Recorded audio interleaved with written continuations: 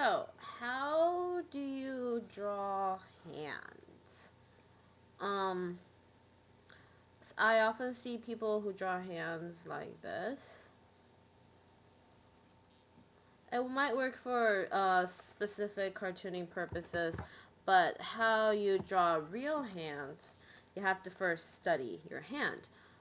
If you notice, you can divide your hand roughly into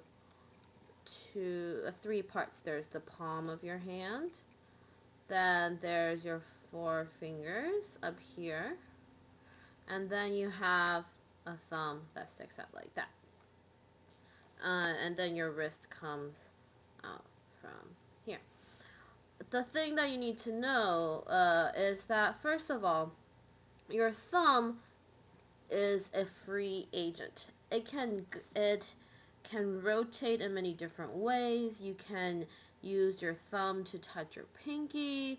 You can swivel your thumb all around, right? So sometimes your thumb might be next to your hand, your other fingers. Other times your thumb might be completely on the other side of your fingers. So the thumb is the flexible object here. Of course, these fingers are also flexible, but if you notice, these four fingers kind of are linked in this arch shape. As far as these four fingers go, you actually have not three finger segments but four. You have 1, 2, 3, and then the last one is actually linked in down here. If you ever look at an x-ray of a finger, that's what you get, and that's what allows for some of the mobility of your hand.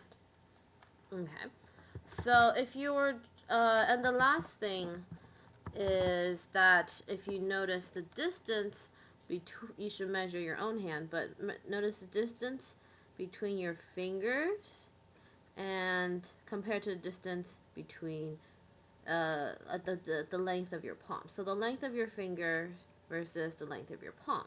Some people end up drawing hands like that. That is not right because this distance is too short. Or sometimes you end up drawing hands like this, and that is also not right because this distance is too long. As the distance between of this thumb to this distance, compare these two lengths, and also think about the thumb in terms of the base, the other base of your thumb, the little bone that juts out right here. You can think about this distance compared to this distance. Okay, so then now you can draw hands doing all sorts of things, clenched together with a thumb up here. If you're holding something, it might be like this with a thumb down here, etc., etc. And if you don't want to draw the complicated hand, because if you're drawing stick figures, at least differentiate the thumb and the rest of the hand. So you can have a person grab something like this, or a person grab something like this, etc. But try to differentiate between the fingers and your hands, your thumb. There's also one other general guideline about hands. So if you have a person, when your hands are dropped down like this, make sure your thumb would be in the front. Okay? I know he looks kind of like a gorilla man, but okay. And then when your hands are raised up like this, your thumb is going to be behind you.